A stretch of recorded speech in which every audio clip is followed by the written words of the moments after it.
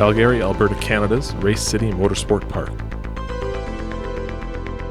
Once a monster racing facility, now lost to time. 10 years ago today, the track's city-owned land contract expired, and it permanently closed its gates.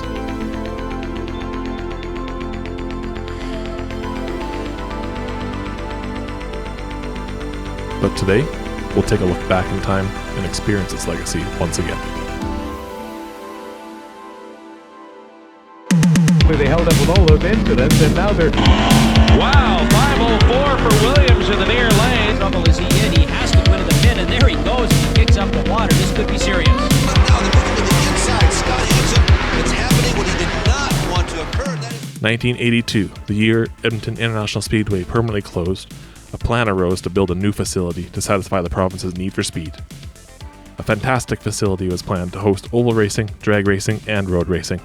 In 1985, the track opened its gates to the city of Calgary, first with a half-mile paved oval.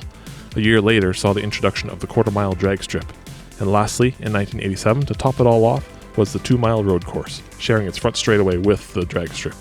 Race City Motorsports Park attracted some major racing events, many broadcasts on national television. Series like Formula Atlantic and the Players' Challenge Cup would make use of the road course, both of which would also fill out the calendar by also racing on the half-mile paved oval. The oval also attracted the Cast Car Racing Series, as well as ASA Stock Car Series, which held the ASA 500 at Race City. And likewise, the drag strip had major events of their own, with sanctioned NHRA drag racing. Myself, growing up in the city of Calgary, my parents and I often found ourselves at Race City on the weekends. There was always something going on at the track.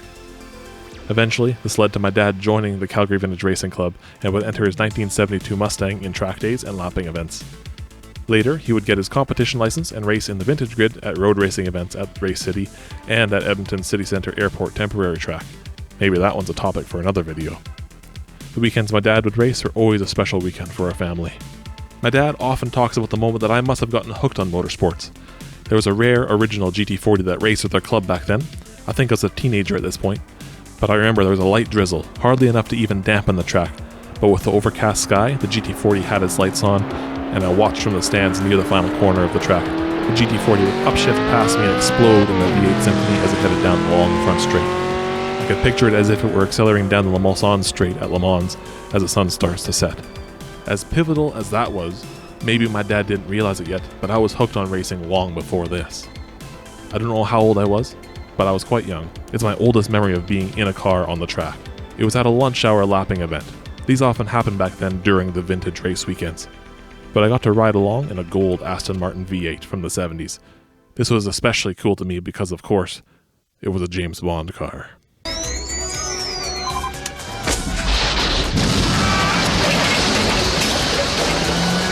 My dad was and is a big James Bond fan, and that rubbed off on me a fair bit too. This likely played a role into why the V8 Volante in The Living Daylights is my favorite Bond car of all time. But it played a more important role.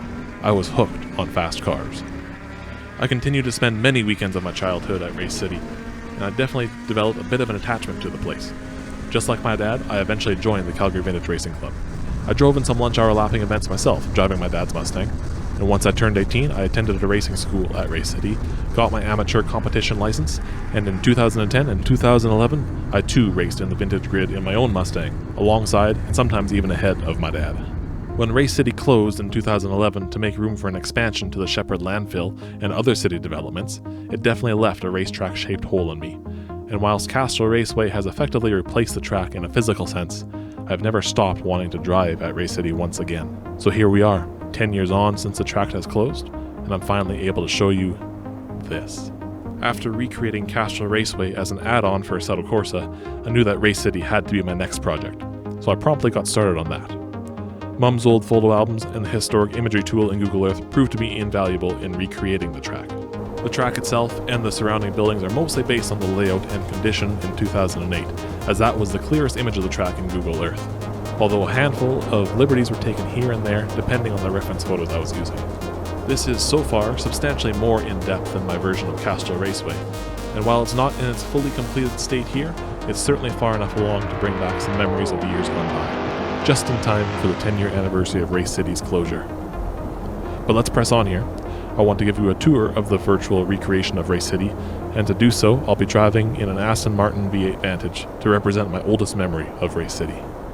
Okay, so here we are. To kick off the tour, we're starting in the pre-grid area in the paddock. This is also the hot lap starting point of Assetto Corsa. Now, this is where we would line up on a race weekend before heading onto the track. This is also the drag racing staging lanes before heading to the quarter-mile drag strip.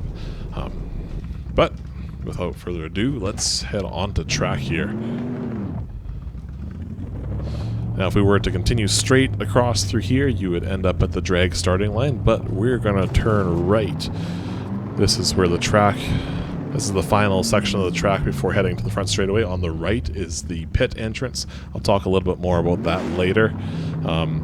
So now this is where the track has merged with the drag strip to form the front straightaway of the road course. One detail that's missing was there was 2 long strips of rubber laid down both sides from the drag racers. Now in the rain, that actually made the front straightaway quite slippery, actually, because the water would pool a lot more.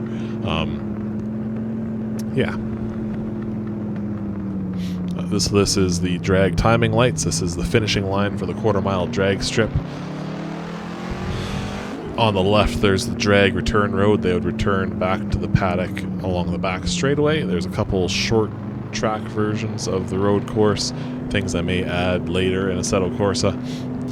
Off to the right here, the first corner is a left, but if you were to go to the right, you would end up on the go-kart track. Something I haven't modeled yet, but something I do plan to add later. Anyways, it's a fast entrance into turn 1 as you would slowly decelerate down through turn 2, and then a hard left-hand turn 3, which is probably the slowest corner of the track. Then you could slowly squeeze on the power through turn 4, leading up towards turn 5, which you can start to open up the throttle a little bit more. Now, when I attended my racing school, they actually referred to turn 5 and a little bit between turn 5 and 6 as the unofficial straightaway of Race City. I know my dad used it as a passing opportunity with a Porsche 914 that was a similar pace to my dad. I remember him battling back and forth with that Porsche quite a bit back in the day. It was pretty exciting. Anyways, this is the chicane. It's fairly tight. However, the curbing is quite tall, and it kind of has to be. Otherwise, you could just beeline it straight across the chicane. Drivers would use up quite a bit of that curbing back in the day. Everybody driving very aggressively. Look at how much they're bouncing off the curbs and into the dirt. There goes now, off to the right here, a bit of a swampy area, some ponds and stuff like that. Now, it was tradition at Race City, if you ended up in that pond on a race weekend, at the end of the race weekend, you would get a yellow rubber ducky. Kind of funny. Now, in 2010, at our main vintage race weekend, none of us actually went into the water for a change. So all of us got a rubber ducky. I still have mine somewhere, I think. It was in my car for a while, not sure where it got to. Anyways, the back straightaway, not as long as the front, but still able to reach some pretty high speeds. There's a chicane there to slow people down. When they opted to use a chicane, I never use it myself. It was generally run straight through. This is my favorite braking zone of the track. I always thought it was really kind of exciting with a bit of an elevation change and the walls kind of close in around you. It's really fun. And the ground kind of falls back away as you reach the penultimate corner, the decreasing radius left-hander. Now, one note on this track, something my dad mentioned at one point, a bit of a criticism that he had. I kind of have to agree, despite loving the track, but this seems like a horribly designed section of the track. I'll explain why here. As the corner decreases in radius, it also narrows a little bit, reaching its narrowest point right about here, where there's also a wall on the outside. And then the last corner of the track, that concrete wall is now right up against the edge of the pavement. You cross the drag staging lanes. Of course, there wouldn't be dragsters going across when we're racing, obviously. But then there's the concrete wall on the outside, another one on the right, and then one concerning thing here, a little bit frightening. I never saw anything happen here, but it did happen from time to time. But the pit entrance wall right along the front straightaway as people are accelerating hard now, I mentioned the slippery surface in the wet because of the rubber laid down across the long front straightaway. The way it's angled, while it would deflect people away from the pit entrance, it would also deflect them across the racing line along the front straightaway. Luckily, nothing like that ever happened when I was there. Like I said, it did happen occasionally, and it ruined some people's race weekends, causing a fair bit of damage to the cars. Anyways, we're going to do a flying lap of the track to finish off our tour of the road course here. On the power, coming onto the front straightaway / drag strip. Typically reaching pretty high speeds in this front straightaway. I don't think the gearing is quite right on this Aston Martin for this track. It's a little bit tall. I'm just running the baseline setup. Hard on the brakes before turn 1. Careful not to turn in too early. Little jab on the brakes for turn 1 and 2. And slowing down for turn 3. Again, the slowest corner, I believe anyways, on the track. And then you can slowly start squeezing on the power through turn 4, getting a little bit more speed through turn 5. You can generally run almost flat out with some slower cars on this track. Maintaining that speed through turn 6, you can slowly start lifting, decelerating as it starts to tighten up before the chicane here.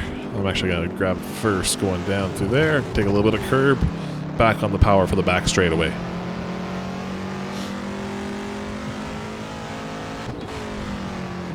And then we're going to brake a little bit on the uphill, make the use of that extra braking force before turning left towards the carousel. The decreasing radius corner I mentioned earlier. Late apex through here to set you up for the long front straightaway. It's almost absolutely necessary to get a good entrance on here because it's just such a long straightaway. And crossing the line, that's one lap of the Race City road course. One thing I like to do with my tracks, at least the ones I've built so far, is sort of to cater to the people that might be familiar with the tracks in real life. But I like to add a bit of an exploration aspect to the tracks. So here we're going to turn off the track and head into the paddock. This is where we would exit after a session to go back to our stalls. I have a little slightly populated with some cars and tents and trailers and stuff. This is back onto the drag racing staging lanes where we'd head back onto the track, but we're going to head up the hill here. Missing a couple details that I plan to add in there later. This is the main building of Race City. There was a concession here. At one point there was a gift shop. And of course race control is up here. This is the staircase we would use to go up to sign in at the start of the weekend and turn in our transponders if we were renting them at the end of the weekend. I'll turn around to go to along the east side of the building here. This is the view I would have watching my dad on track when I was a kid. But most importantly, a detail that I had to add was, of course, the oval track. Not the biggest fan of oval racing, but I did watch a fair bit of it as a kid when I came here on the weekend. It was really cool being able to go from one side of the grandstands, watch one race between sessions, then go across the paved area to watch to the other stands and watch the road racing. Really cool facility being able to do that. Basically watch two races simultaneously. Now this track is raceable with up to 20 AI. Now despite I said of course I'm not handling oval racing that well, it works better than I expected it would, honestly.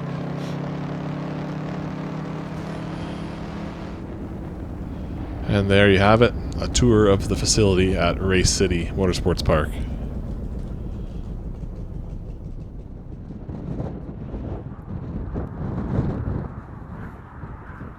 My last time at Race City was actually post-closure in 2012.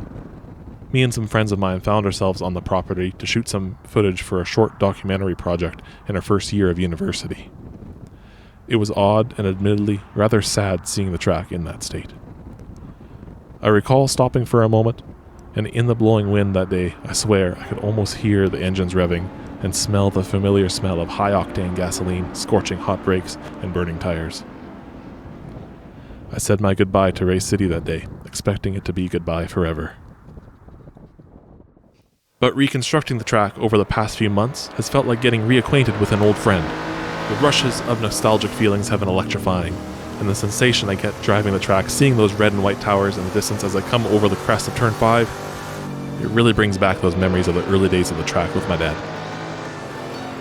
Now I know I have more productive things I could be doing, like editing racing footage of Dad and I racing this last summer, but for now, I'm just going to drive another lap.